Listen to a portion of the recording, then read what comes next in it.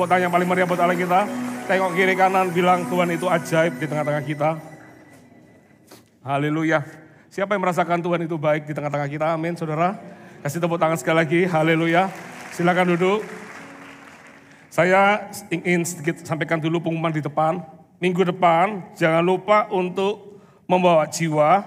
Ya, karena minggu depan Pastor Philip akan menyampaikan firman tentang hari ini aku dan keluargaku diselamatkan. Siapa yang rindu untuk melihat keluarga kita diselamatkan? Ya, semua kita pasti punya pergumulan. Pastor Lani, papa mertua saya almarhum itu sudah dinantikan untuk mengalami Tuhan sejak lama sekali.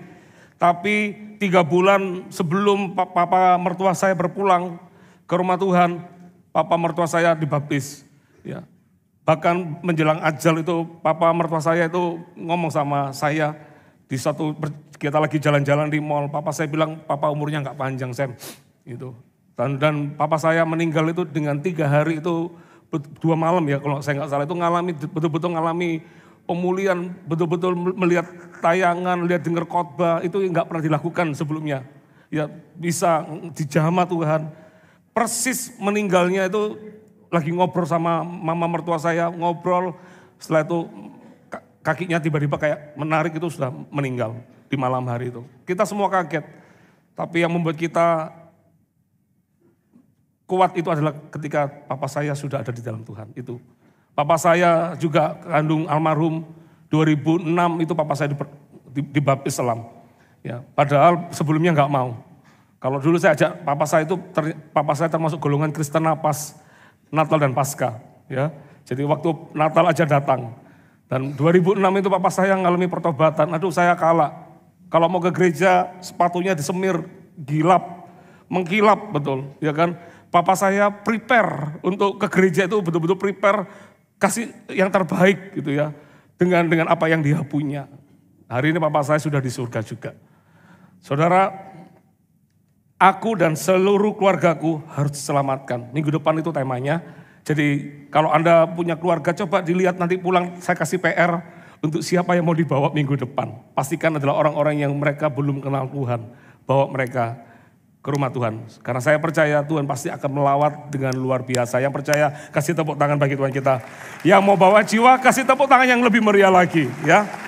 Ayo kita bawa jiwa, kita bawa mutiara yang akan kita bawa untuk kita persembahkan untuk mengalami keselamatannya dari Tuhan.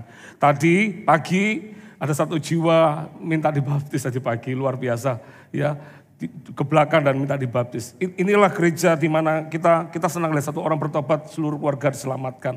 Ya, amin saudara. Dan hari ini tema besar saya bicara tentang bagaimana seorang gembala dari gembala itu menjadi raja. Ini gembala bukan gembala seperti saya. Tapi ini gembala, benar-benar gembala yang menggembalakan 2-3 ekor kambing domba. Sesuatu yang dipandang oleh dunia, sesuatu yang kecil. Bahkan kalau Anda tanya Daud, pernah mimpi enggak jadi raja? Saya yakin enggak. Ya, tapi Daud adalah seorang yang menurut saya luar biasa. Dia ngalami breakthrough, ngalami percepatan, ngalami terobosan dalam hidupnya. Dari seorang yang anak terakhir, anak ke-8 ya kalau saya nggak salah ya. 7 atau 8 ya, pokoknya kurang lebih dari itu. Dari anak yang paling terakhir, yang gak diperhitungkan, Tuhan pilih dia dari seluruh kakaknya untuk diurapi menjadi seorang raja. Gak pernah punya bayangan menjadi seorang raja. Dan kalau Anda tanya, apa rahasia Daud? Rahasianya adalah terletak pada hatinya. Itu tadi pagi saya khotbah.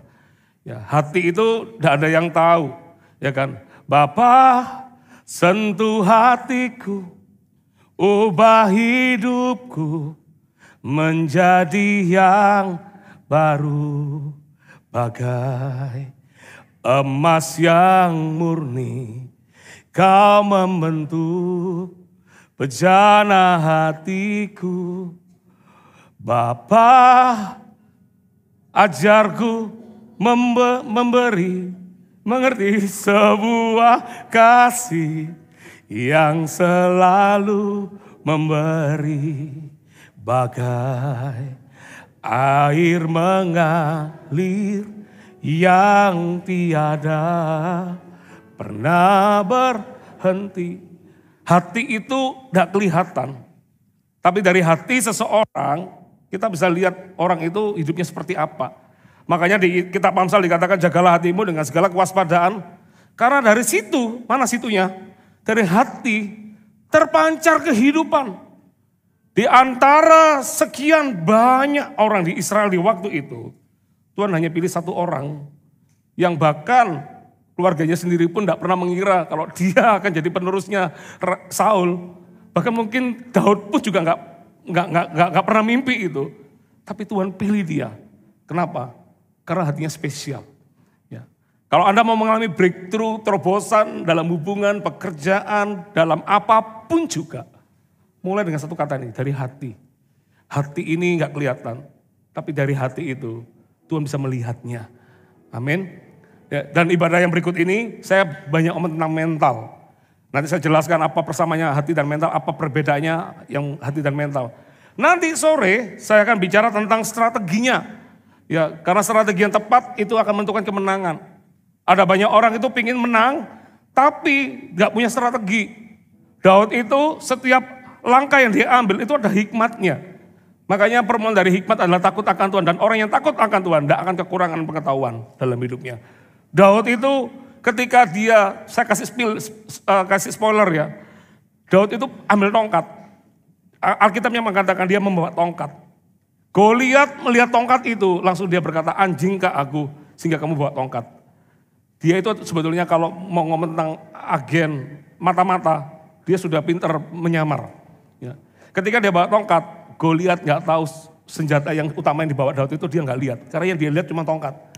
Makanya dalam strategi pekerjaan, bisnis, Anda harus punya strategi. Anda nggak bisa cuma mengalirlah kuasa Roh Kudus boleh mengalir. Hidup kita nggak boleh, kita harus well plan, kita harus punya rencana yang matang dalam hidup ini. Nggak bisa, Anda nggak bisa menjadi orang expert, menjadi orang ahli, tapi Anda nggak pernah mengasah apa yang Anda punya. Banyak orang nggak bisa mengasah apa yang dia punya karena dia nggak bersyukur dengan apa yang dia punya. Ya, makanya saya katakan, saya pernah cerita ada orang jualan pentol, cilok gitu ya, sebangsa cilok. Bisa punya Pajero saudara, bayangin. Kok ngomong merek lagi saya. Punya rumah besar dibangun. Tapi sementara ada orang lain yang jualan pentol, yang bahkan dengan kombinasi dan macam-macam, gak pernah berkembang. Dia hanya punya rombong, saya tahu dia punya rombong. Dan rombongnya ada 4, dia bagi di beberapa tempat. Dia punya hikmatnya sederhana, di mana ada kegerakan Tuhan terjadi, disitulah dia membuka usahanya. Makanya kegerakan kalau Anda lihat ada gereja yang bertumbuh, buka usaha di dekat tempat gereja di mana dia bertumbuh itu juga akan sangat menguntungkan. Hikmat sederhananya begitu. Jual pentol saudara, bisa punya mobil sekelas yang saya sebut tadi. Bayangin. Ternyata Tuhan itu tidak memulai dengan apa yang tidak ada pada kita. Dia selalu memulai dengan apa yang ada pada kita. Hargai apa yang kau punya. Nanti Anda dengarkan khotbah itu nanti sore. Kalau Anda gak sempat ke gereja, dengar YouTube. Dan malam nanti saya akan tunjukkan. Karena kemenangan itu pada dasarnya dari Tuhan. Ya. Kadang yang kita pikirkan, Tuhan kok jalannya begini, kok buruk. Daud ngalami itu. Dia sudah ngalami banyak hal dalam hidupnya. Tapi di ujung itu ternyata tetap Tuhan itu menyertai langkahnya. Dan hasil akhirnya orang yang pegang Tuhan tidak akan dikecewakan. Orang yang pegang Tuhan hasil akhirnya dia akan pasti menang. Orang yang pegang Tuhan pasti akan mengalami apa yang Tuhan janjikan. Kalau Anda percaya itu kasih tepuk tangan bagi Tuhan kita. Ya. Kalau Anda pegang Tuhan di hidupmu, Anda tidak perlu takut, Anda tidak perlu khawatir. Apapun masalahnya. Makanya betul kita Filipi, serahkanlah segala kekhawatiranmu kepada Tuhan. Segala loh ya, bukan sebagian, bukan sedikit. Segala apapun, pasangan hidup, suami, istri yang belum berubah, anak yang belum berubah, orang tua mungkin yang marah, atau apapun juga pekerjaan dan segala macam. Serahkanlah itu kepada Tuhan, bukan dengan keluhan tapi dengan ucapan syukur. Sebab Anda percaya Tuhan itu menyertai langkah Anda saudara. Amin. Serahkanlah itu. Hasil akhirnya kalau Anda pegang Tuhan, Anda pasti menang. Oke. Langsung aja. Ibadah umum ini. Mental pemenang kita akan menentukan kemenangan yang kita raih. Saudara, ketika Daud diurapi menjadi raja, umur berapa? Coba saya mau tanya, ada yang bisa jawab enggak? Umur berapa? Ada yang tahu nggak? Tadi pagi ada yang jawab. Ibadah ke siang ini lebih banyak lagi, ada yang pasti bisa jawab. Ayo umur berapa? Kalau nggak bisa jawab saya kasih pilihan. A, 10 tahun. B, 15 tahun.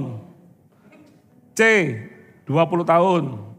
D, tiga-tiganya salah. Ayo, yang A. Oh 3 juta orang, oke banyak, oke.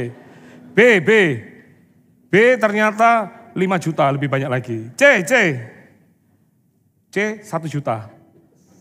D.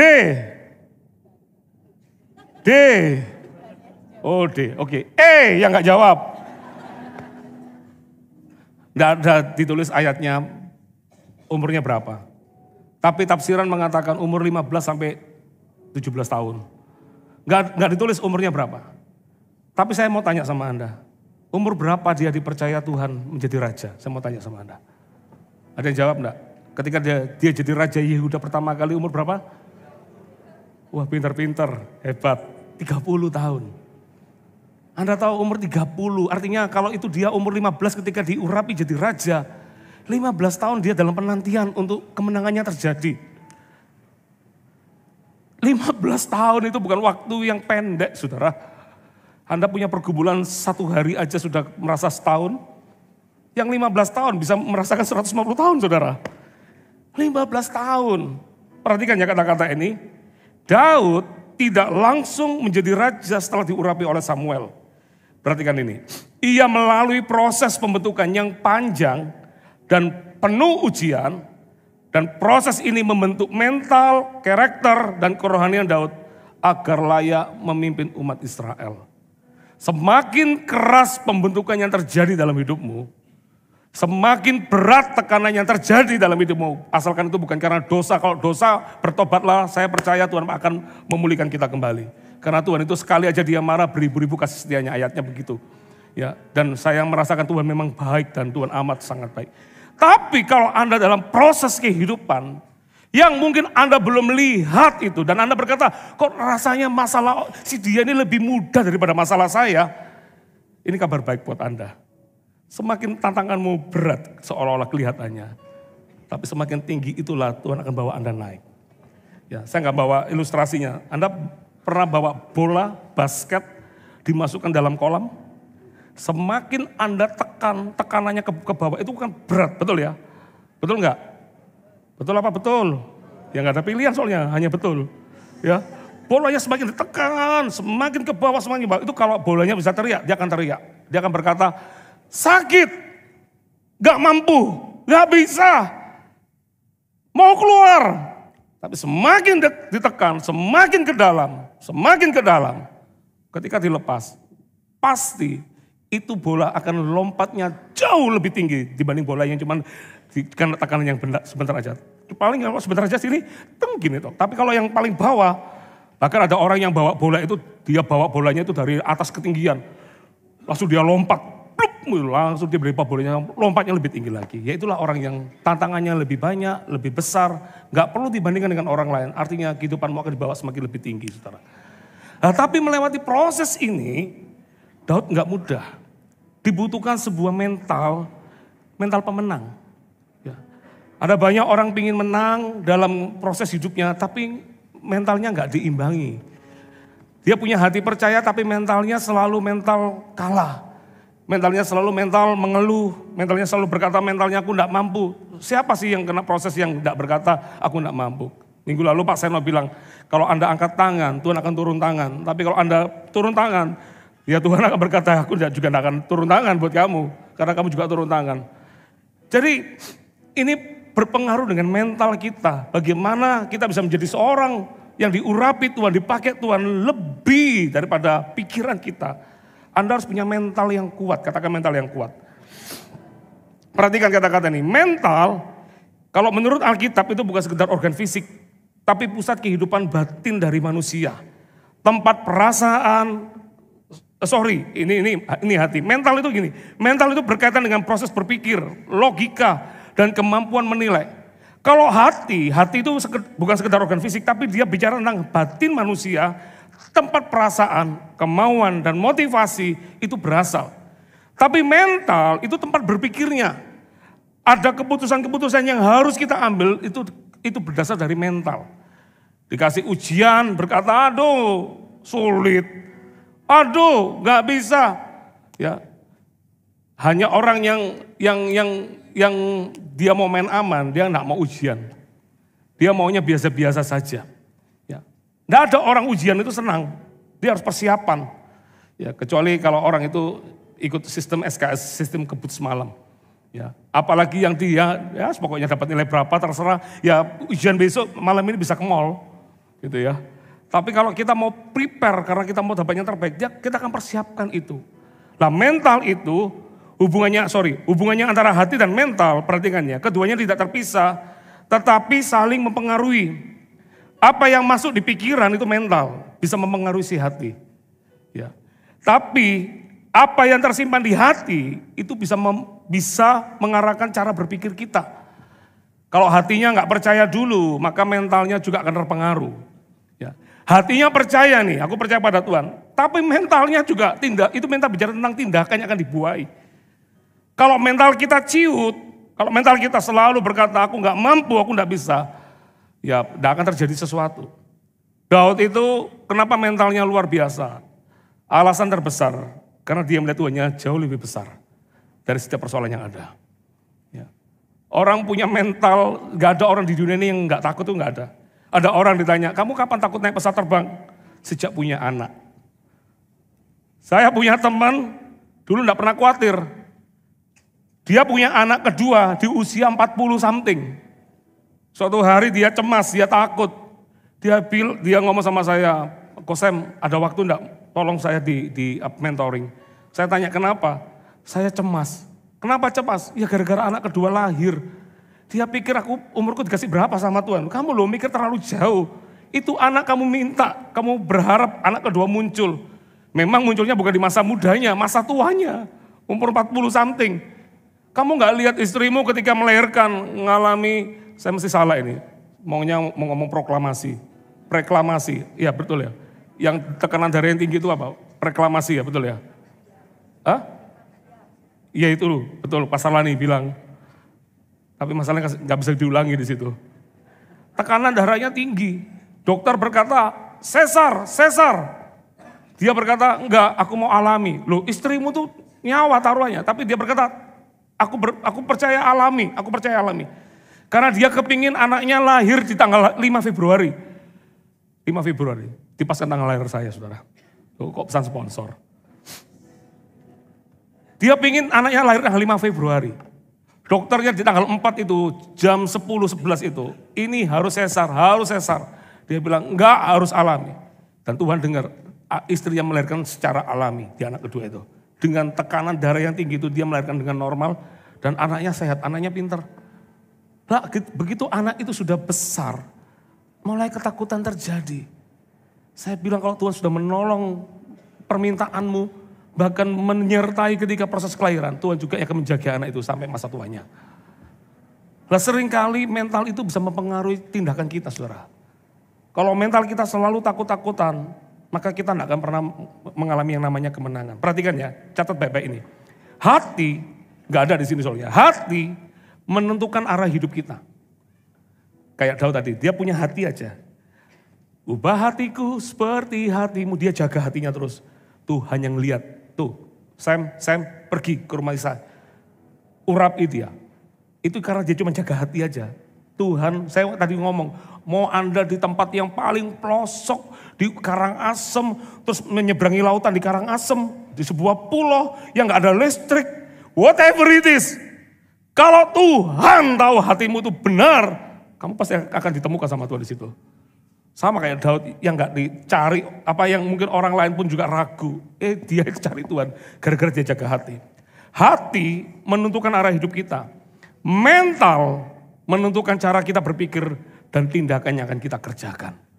Makanya gak cukup punya hatinya, tapi punya mental yang kuat. Mentalnya harus baca. Ya, harus ngomong sama kiri kanan, kamu harus die hard. Gak tau die hard? Yang berdarah-darah, tapi gak mati. Yang terseok-seok, pinjang-pinjang, tapi tetap menang, pemenangnya. Itu harusnya. Orang benar itu bisa jatuh. Tapi firman Tuhan katakan jatuhnya nggak sampai tergeletak. Kenapa? Sebab Tuhan menopang tangannya, tangan Tuhan menopang juga dalam kehidupannya. Jadi Anda tidak perlu khawatir dengan apapun juga. Anda tahu Daud mengalami proses apa? Proses Daud adalah mengalami yang namanya tekanan dan penolakan. Bagi Anda mungkin tantangan Daud itu cuma mengalahkan Goliat. No, bukan Goliat yang dia kalahkan. Dia pertama kali perjalanan hidupnya dia mengalami apa? Dia dilupakan oleh orang tuanya. Ketika Samuel datang ke rumahnya, Daud gak diundang. Karena karena Isai pun aja papanya gak yakin anaknya yang ini dipilih.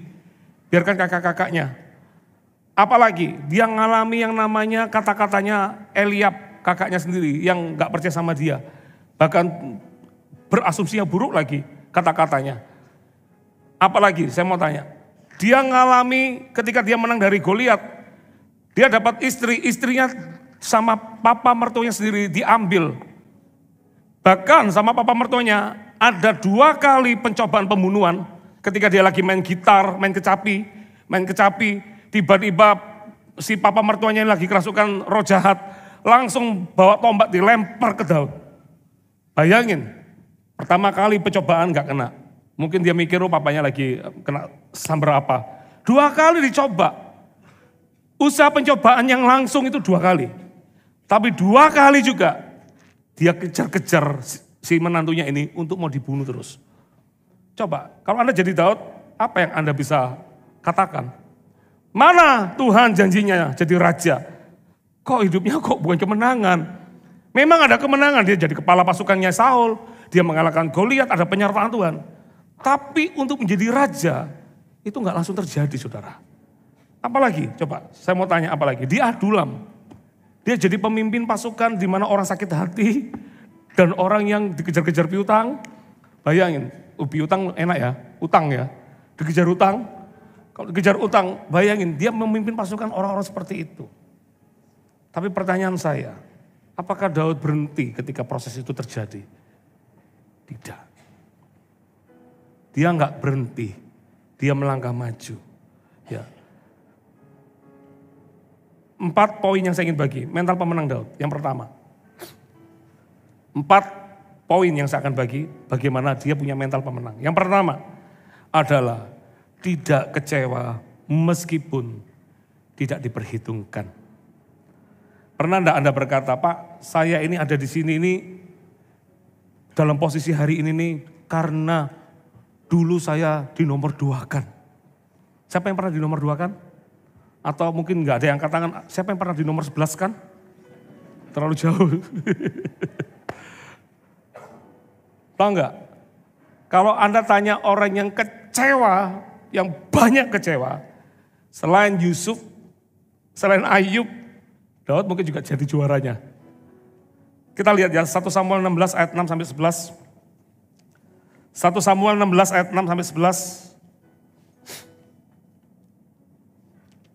Perhatikan, dikatakan ketika mereka itu masuk dan Samuel melihat Eliab, lalu pikirnya, sungguh di hadapan Tuhan sekarang berdiri yang diurapinya. Samuel pun aja tertipu di hari itu. Dia pikir Eliab lah juaranya yang dipilih sama Tuhan. Ternyata enggak. Tetapi berfirmanlah Tuhan kepada Samuel, janganlah pandang parasnya atau perawakannya tinggi, sebab aku telah menolaknya. Bukan yang dilihat manusia, yang dilihat Allah. Manusia melihat apa yang di depan mata, tetapi Tuhan melihat hati. Kenapa Eliab ditolak? Ada ayatnya. Jelas Eliab, ketika Daud datang bawa makanan itu, ketika Goliat menantang barisan Israel, Daud itu cuma tanya, ini siapa tuh orang ini? Dan kalau menang sama orang ini dapat apa? Kan gak salah sebetulnya. Eliab marah sama Daud. Aku tahu sifat pemberanimu. Dan aku tahu kejahatan apa yang kau lakukan. Kok adiknya dijajatkan? Saudara, kalau Anda dalam hidupmu dikata-katai, dijatuhkan oleh apapun juga, jangan pernah itu masuk dalam hati. Biasa aja. Makanya Alkitab harus dibaca. Karena di Alkitab itu ternyata kita bisa melihat kisah hidup orang itu lebih berat tokoh-tokohnya ini. Kalau Anda jadi Abraham, belum tentu gampang jadi Abraham itu. Kenapa dia disebut bapak orang percaya? Disuruh pergi ke tempat di mana Tuhan gak kasih tahu tempatnya apa. Bayangin. Pergi Abraham, ke tempat yang akan kutunjukkan. Kapan Tuhan? Gak ditunjukkan, dia sudah jalan duluan. Padahal Anda tahu, jadi Abraham juga gak gampang diminta anaknya. Proses hidup di dalam orang-orang di Alkitab itu lebih berat daripada proses kita seharusnya. Tapi kenapa itu ditulis dan kita diminta untuk membacanya, untuk merenungkan, supaya kita dikuatkan iman kita. Kalau orang gak pernah baca Alkitab, akan selalu berkata, hidupku berat. Karena Anda gak bisa compare dengan orang lain.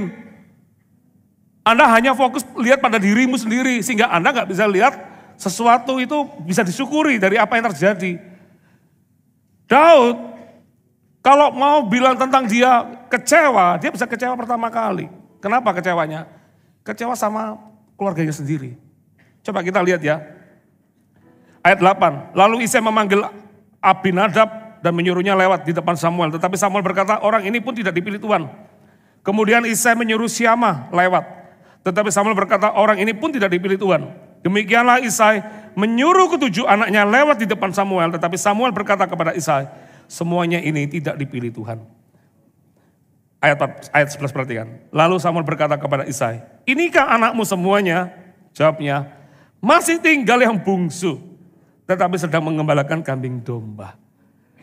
Isai gak lupa anaknya, tapi di hari itu, dia pun underestimate sama si Daud. Dia bayangkan Daud gak layak terima itu. Dan Daud itu masih muda.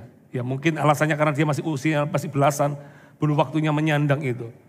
Tapi bagi Tuhan, dia gak pernah memandang paras muka kita saudara. Yang dipandang Tuhan pertama kali adalah hati. Tapi kalau jadi Daud di waktu itu, terus dia dengar itu. Bisa enggak dia berkata, aku kecewa. Kenapa kecewa? Karena ayahku dan ibuku meninggalkan aku. Kan ada ayatnya di Mazmur. Aku kecewa, kenapa? Karena aku enggak diprioritas di hari itu. Berapa banyak anak yang memberontak? Kalau ditanya penyebabnya apa? Dulu aku pernah mau digugurkan. Dulu aku pernah mau dibuang. So what dengan itu meskipun itu enggak mudah di hidupmu. Tapi kalau Anda berkutat dengan pikiran yang sama. Selalu menyebut alasan itu untuk membuat Anda enggak bisa maju. Saya akan ngomong sama diri Anda. Kasihan Anda kalau Anda lakukan seperti itu terus. Karena kemenanganmu tidak akan pernah terjadi. Kalau Anda selalu punya mental korban di hidupmu. Anda berkata bahwa aku kecewa. Aku enggak bisa karena aku dibandingkan. Kan Anda selalu dengar kata-kata saya. Saya dulu punya makco. Makco itu nenek buyut. Ya, ada emak, ada makco, atasnya emak, ya. Adik saya menangis, yang diteriak itu Samuel, saudara. Adik saya nangis di sana ya, nanti makco saya bisa gini, Samuel gitu. Samuel kecil, masih umur 7 tahun, karena saya dengan adik saya selisih 5 tahun. Jadi adik saya umur 2 tahun, adik saya nangis, saya diteriakin, umur 7 tahun itu saya ngomong dalam diri saya, aku salah apa ya, makco ini panggil aku. Jangan buat adikmu nangis. Dalam hati saya, aku loh di sini, adikku di sana. Saya mengalami banyak hal di hidup saya. Kerja di perusahaan, sering ke Tanjung Perak. Kalau ada red line, ada urusan import dengan bea cukai. Biasa kerjaan kita karena kita ekspor import. Banyak dikirimi parcel di kantor. Itu karena orang mungkin mau lobby, mau apa. Pokoknya Natalan, Idul Fitri selalu muncul parcel banyak. Dan setiap kali saya ke Tanjung Perak, selalu parcel itu hilang saudara. Ternyata ada bagi-bagi hadiah di waktu saya pergi. Dan selalu ada makanan yang tidak saya suka ada di meja saya. Dan manajer saya dengan ngamanya berkata ini, Sam, di antara semua orang ini yang tak lihat, kamu yang paling sabar Sam. Itu kata-katanya bagus ya, itu pujian. Pujian, kamu paling sabar Sam. Jadi kalau kamu dapat snack itu ya, kamu pasti tidak marah. Oh, asap saya keluar dari sini dan sini saudara. Saya juga manusia biasa. Bisa enggak saya punya hati bisa itu? Bisa aja. Saya tuh bukan pilihan pertama, pilihan kedua. Kadang-kadang kalau lihat hidup ini kayak enggak adil. Kayak lihat hidup ini enggak adil. Tapi saya enggak mau berhenti dengan urusan itu. Kalau saya berkutat dengan urusan itu terus, saya enggak akan maju hidup saya.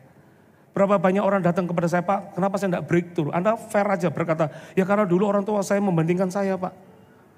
Dulu orang tua saya nggak pernah perhatikan saya. Itu mungkin cara orang tua itu mendidik anak itu beda-beda. Saya punya 3 anak, 3-nya dicintai semua, nggak ada perkecualian. Nggak ada anak, meskipun saya cindo ya, kan cindo ya betul ya. Oh anak laki harus yang terutama, enggak juga. Saya semua sama dicintai. Memang kalau anak laki mungkin bayangannya adalah dibekali lebih banyak karena dia anak laki. Karena anak perempuan ikut, tapi semua anak di mata kita sama, gak ada perbedaan. Tapi cara mendidik anak-anak kita, ada kalanya caranya berbeda. Gak bisa yang satu di-compare, aku lebih gak dicintai daripada saudaraku ini, gak ada itu. Semua sama, cuman treatnya beda. Yang satu ketika ngomong keras, dia sudah hancur hati. Yang satu ngomong biasa sudah hancur hati. Yang satu ngomong keras pun aja itu belum tentu melunakkan hatinya. Treatnya beda. Nah, kadang kalau itu dipahami salah, pikir aku enggak dikasih. Enggak.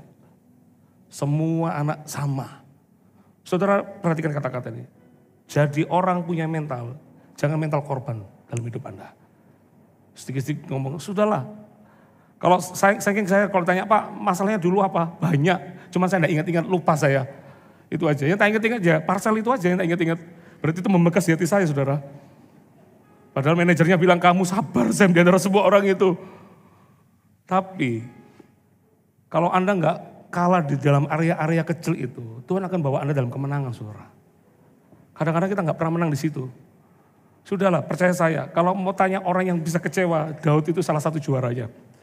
Tapi dia enggak mau kecewa. Dia enggak pakai mental korban, dia pakai mental pemenang dalam hidupnya. Katakan amin. Yang kedua, apa mental Daud? Yang kedua adalah, ini perhatikan, ini penting. Tidak membandingkan kehidupannya dengan orang lain. Dan dia adalah orang yang banggakan dirinya. Coba kita buka ya 1 Samuel 17 ayat 33, 36. 1 Samuel 17 ayat 33 sampai 36. Tetapi Saul berkata kepada Daud, tidak mungkin, bayangin ya, sudah vonisnya datang, tidak mungkin, berarti kan sudah pasti, kamu gak mungkin bisa, di underestimate. Dalam hidup Daud itu selalu di underestimate. Tidak mungkin engkau dapat menghadapi orang Filistin. Menurut Anda apa yang membiarkan Saul tetap dia berjalan untuk melawan Goliat?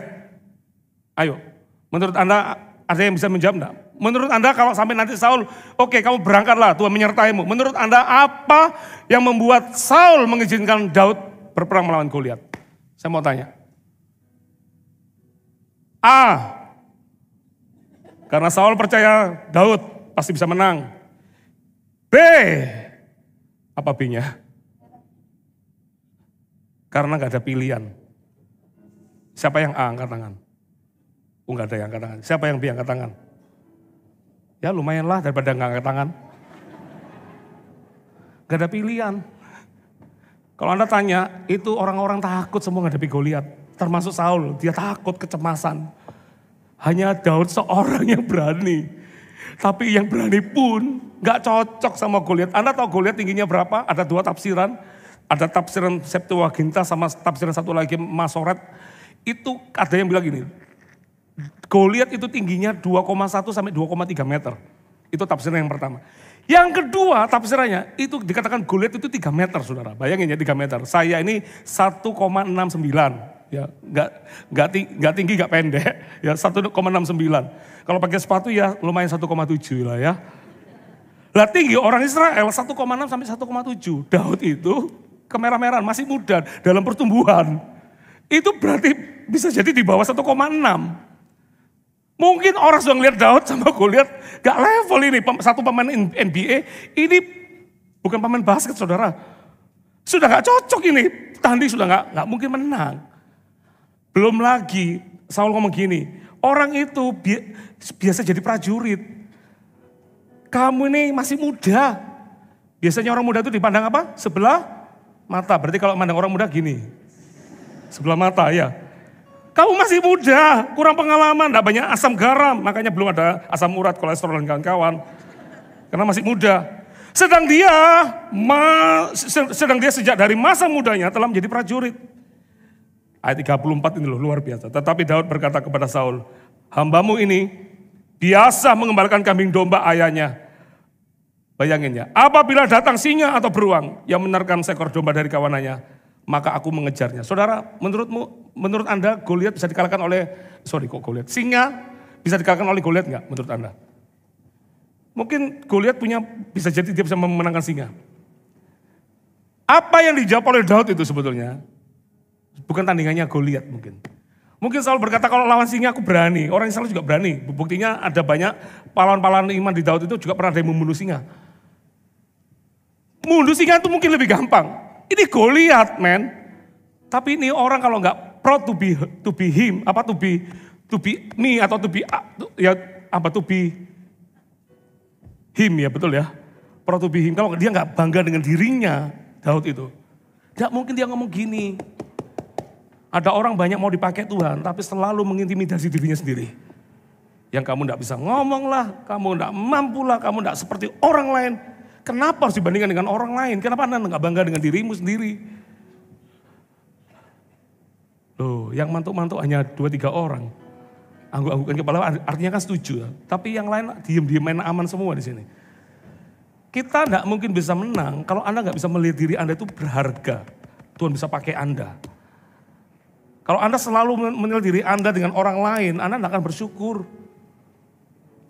Dia berkata apa? Kalau aku ketemu singa, aku mengejarnya. Aku melepaskan domba itu dari mulutnya. Kemudian apabila ia berdiri menyerang aku, maka aku menangkap janggutnya. Lalu menghajarnya dan membunuhnya. Baik singa maupun beruang telah dihajar oleh hambamu ini. Dan orang Filistin yang tidak bersunat itu, ia akan sama seperti salah satu daripada binatang itu. Karena ia telah mencemooh barisan daripada Allah yang hidup. Pula kata Daud, Tuhan yang telah melepaskan aku dari cakar singa dan dari cakar beruang. Dia juga akan melepaskan aku dari tangan orang Filistin itu. Kata Saul kepada Daud, pergilah, Tuhan menyertai engkau. Karena gak ada pilihan sebetulnya. Ya. Kan ini orang yakin, ya sudahlah daripada gak ada lagi, yes go. Ayat 38 perhatikan. Lalu Saul mengenakan baju perangnya kepada Daud. Ditaruhnya ketopong tembaga di kepalanya. Dan dikenakannya baju sirah kepadanya. Zaman itu mobil tanknya ya orang itu. Kalau perang supaya anak gak cepat mati, ya pakailah ketopong. Karena itu kan dari tembaga, kuat pasti kalau kena pedang itu paling paling pusing-pusing tapi gak sobek gitu loh. Kasih baju, juga kalau kena tombak itu gak langsung mati. Karena ada baju kebal pelurunya di situ. Tapi coba lihat, dipakaikan semua yang punyanya Saul. Saul kan lebih tinggi. Terus apa ayat 39. Lalu Daud mengikatkan pedangnya di luar baju perangnya. Kemudian perhatikan ya, ia berikhtiar berjalan. Sebab belum pernah dicobanya. Terus apa kata-kata selanjutnya? Apa kata-kata selanjutnya? Maka berkatalah Daud kepada Saul, aku tidak dapat berjalan dengan memakai ini. Sebab belum pernah aku mencobanya. Mungkin waktu dia sudah mau coba, dia mau coba jalan. Ternyata, loh kok berat? Coba. Langsung Anda akan, kalau Anda jadi Daud apa yang Anda lakukan? Malu aku? Terus Saul pulang ya, sorry ya pulang gak jadi perang. Orang kalau gak percaya, kalau dia gak bangga dengan dirinya. Kadang-kadang dia kalau ngalami tantangan gitu, cepat akan berkata dia akan mundur. Ada orang itu belum ngalami tantangan pun sudah merasa dirinya gagal. Ada loh. Ya di sini gak ada semuanya juara semua. Loh ini aja ngomong gini aja gak ada yang aminkan. Ya, maaf ya kalau merasa keserempet sama saya nggak menyerempet Anda, saya cuma menabrak aja. Supaya orang bisa berubah gitu loh. Kadang kita tuh terlalu menghakimi kita tuh luar biasa. Kamu nggak bisa, nggak apa-apa ngomong gitu. Saya juga tadi di situ juga ngomong, Tuhan aku nggak bisa, aku nggak mampu. Tapi Engkau yang memampukan aku. Aku nggak mampu, tapi aku mau melangkah bersamamu Tuhan. Anda jangan menilai diri Anda terlalu berat hidupmu. Jangan hakimi dirimu. Daud itu punya 1001 macam alasan untuk dia menghakimi dirimu. Kamu tidak seperti orang lain. Tapi dia bangga dengan dirinya. Dia tidak perlu bandingkan dengan orang lain. Dia taruh itu, baju itu, sudah gak perlu ini. Itu Saul itu pasti sudah underestimate, tambah jeblok lagi tuh. Bagaimana dia bisa menang ini, bisa cepat mati ini. Ibarat ada ronde 12, ini pasti belum sampai ronde 1. Setengah sudah keok ini, setengah ronde sudah mati nih Daud. Tapi sejarah membuktikan Daud menang dalam peperangannya. Kenapa? Karena dia bangga dengan dirinya. Dia tidak perlu bandingkan dengan orang lain. Bilang, rahasia kemenanganmu, gak usah ngomong orang lain, ngomong sama diri sendiri. Rahasia kemenangan kita adalah tidak perlu membandingkan dengan orang lain. Yang setuju kasih tepuk tangan bagi Tuhan kita. Sabar sedikit boleh? Sabar sedikit boleh? 5 menit, kasih waktu 5 menit. Karena saya baru poin 2, poin 3-nya akan cepat aja. Yang ketiga, bagaimana mental Daud, mental pemenangnya Daud. Yang ketiga adalah dia adalah orang yang tidak bermain aman, tetapi berani menerima tantangan dan menghadapinya. Dengar kata-kata saya. Ketika dia menghadapi Goliat, dia tidak kalah dengan yang namanya ketakutan. Orang yang gak takut dengan sesuatu, berarti dia bisa melihat sesuatu yang lebih besar daripada hidupnya. Ada banyak orang memberikan 1001 macam alasan untuk dia berkata untuk dia gak mau maju, itu aja. Alasannya apa? Raksasanya terlalu besar, itu orangnya bahkan memakan orang juga, ditambah-tambahi sama mereka. Orang yang selalu melihat masalah itu sebagai penghalang, bukan sebagai peluang, besar kemungkinan dia tidak akan pernah sampai kemana-mana.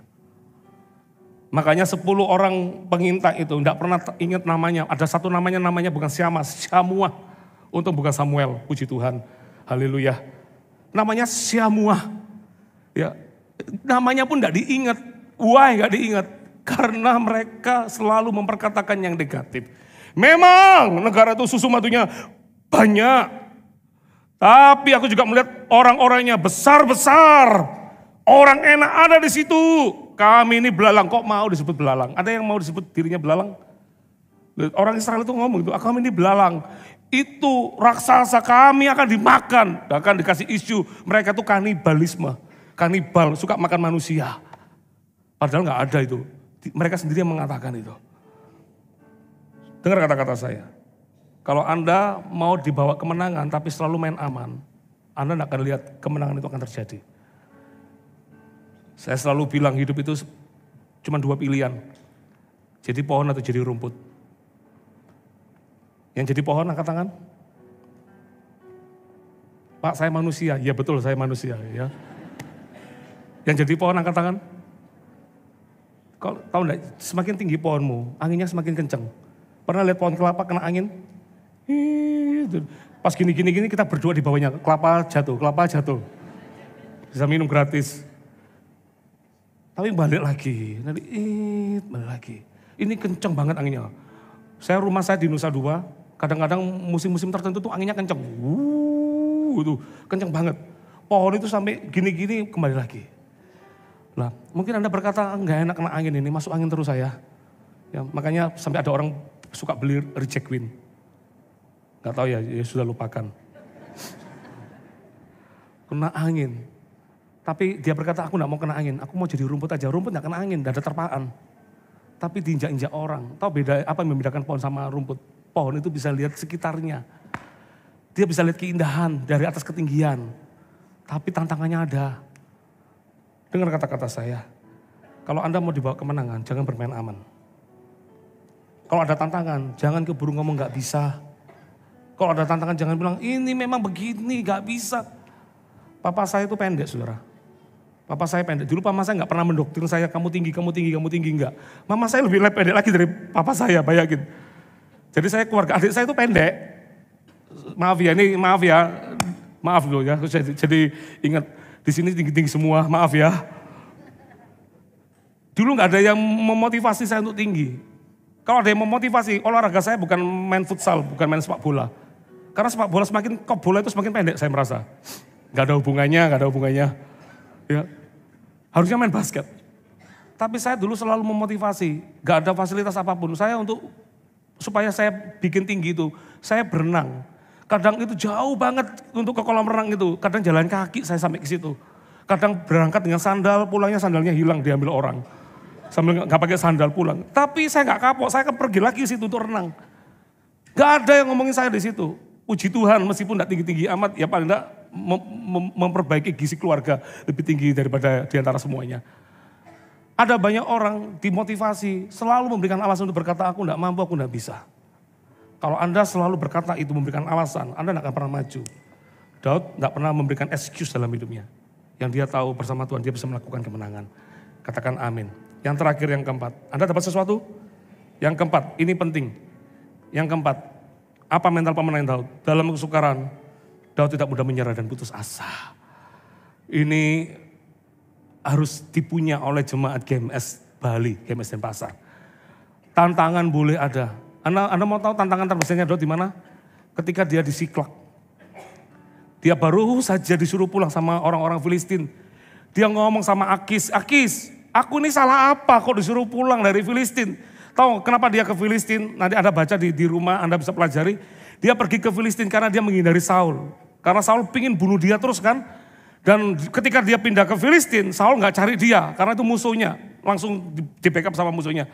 Lah ketika dalam pelarian itu dia mengalami kemenangan, dia nggak melawan orang Israel, dia kalahkan orang Amalek, kalahkan macam-macam, ada orang Gehar atau apa, dia menangkan itu. Lah ketika dia menangkan itu, pas babak terakhir antara orang Filistin dengan orang Israel, panglima-panglimanya Akis itu nggak suka. Dia ngomong, ini kan yang membunuh Goliat. Jangan-jangan nanti waktu perang sama Israel dia berbalik. Padahal kalau Anda tahu, Akis itu, Raja Filistin itu cinta sama Daud. Dia berkata, kamu adalah orang jujur. Aku suka sama kamu. Akis itu ingin punya pegawai kayak prajurit Daud itu selamanya. Tapi ditolak sama panglima, disuruh pulang. Daud mungkin hari itu bisa, dia sempat protes sama Akis. Kenapa aku disuruh pulang? Salah apa aku? Tapi saya tahu ada intervensi Tuhan. Coba bayangin kalau sampai dia nggak disuruh pulang, berhadapan dengan orang Israel gimana caranya coba? Sudah nggak mungkin. Tuhan itu meskipun dia nggak ngomong sesuatu, tapi Tuhan itu tetap jagai anak-anaknya. Disuruh pulang. Nanti ya, dengarkan khotbah ini nanti malam, saya tunjukin betapa hebatnya Tuhan itu. Disuruh pulang. Pulang kaget, disiklak. Ternyata istri, anak, bahkan istri, anaknya, tentaranya, rakyatnya semua diambil sama orang Amalek. Ditawan, dibakar semua hartanya. Dibawa pergi si keluarganya ini. Di situ dikatakan semua orang menangis, semua orang hancur, termasuk Daud. Daud sampai berkata gini, orang itu sampai gak kuat untuk menangis lagi. Ini berarti depresi sudah tingkat tertinggi. Kehilangan istri dan anak-anaknya. Dia cinta keluarga. Bahkan musuhnya pun mati loh, dia gak bersuka cita. Dia puasa untuk musuhnya. Dia puasa gak makan hanya untuk Saul dan untuk Yonatan sahabatnya. Orang ini kasihnya besar untuk manusia. Istri anaknya diculik, bayangin gak ada jaminan kalau istri anaknya selamat. Tapi pada akhirnya nanti kita lihat bahwa anak istrinya gak diapa-apakan. Padahal orang Amalek itu suka membunuh. Kalau Tuhan izinnya terjadi, sudahlah percaya seler rambut itu pun aja dihitung sama Tuhan. Kadang-kadang pikiran kita ketakutan terlalu jauh. Sampai-sampai kita gak bisa lihat kuasa Tuhan bekerja. Daud itu dikatakan ketika dia dalam nangis yang gak bisa sampai menangis lagi. Ayatnya berkata begini, maka Daud menguatkan hatinya kepada Tuhan. Dan dia minta Urim, dia berkata, bisa enggak kita rebut kembali ini? Jelas, rebutlah kembali. Dia pergi menghadapi orang Amalek itu. Diambil semua. Apa yang dijarah diambil semua, dibawa pulang. Gak ada satupun yang mati. Dengar kata-kata saya, mental pemenang dalam kesukaran pun tidak mudah menyerah dan putus asa.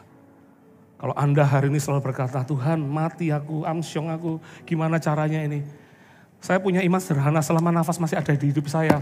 Artinya pekerjaan saya belum selesai. Dan kalau itu belum selesai di hidup saya akan terus maju bersama Tuhan. Sekalipun, mungkin mataku tidak bisa melihat kebaikan. Sekalipun, mungkin berita-berita bukan berita kemenangan, tapi berita-berita yang membuat aku hatinya semakin bisa ciut. Tapi saya akan memutuskan untuk aku tetap tidak mau menyerah, aku tetap mau melangkah bersama Engkau Tuhan. Amin. Amin. Kasih tepuk tangan bagi Tuhan kita.